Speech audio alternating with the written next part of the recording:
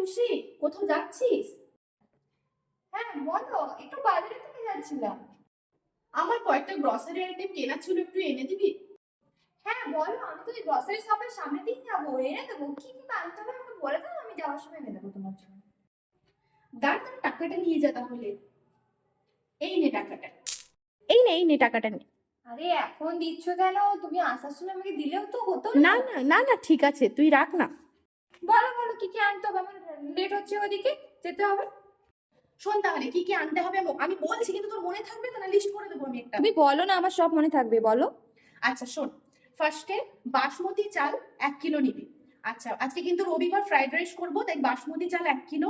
তার সাথে নিবি 1 কিলো গাজর, 1 কিলো ক্যাপসিকাম, 1 কিলো বিনস। ঠিক আছে, এগুলো একদম নিয়ে নিবি। আচ্ছা, তার সাথে নিতে হবে কাজু বাদাম আর কিশমিশ। 100 গ্রাম করে কাজু বাদাম আর কিশমিশ করে নিয়ে নিবি, ঠিক আছে?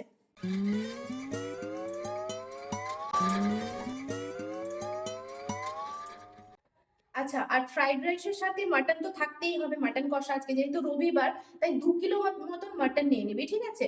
আচ্ছা, 2 কিলো মাটন, 1 কিলো চিকেন নিবি। তুই তো আবার চিকেন খেতে ভালোবাসিস, তোর জন্য চিকেন করতে হবে, তাহলে চিকেন নিয়ে নিবি। আচ্ছা, চিকেনের সাথে কিন্তু আবার ধনে পাতা না দিলে ভালো লাগবে না, তাই ধনে পাতা নিয়ে নিবি প্রায় 5 আটি মতন।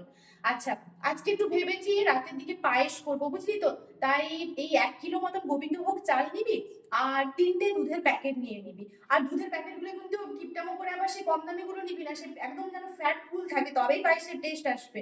তো ওটা নিয়ে নিবি। আর আচ্ছা আচ্ছা, না না না, তুই 3 প্যাকেট দুধ না নিয়ে তুই 5 প্যাকেট নিবি, কারণ কালকে সকালে আবার চা করতে হবে তো দুধ দিয়ে। আচ্ছা, আর তার সাথে নিয়ে নিস একটু ডিটারজেন্ট নিয়ে নিবি।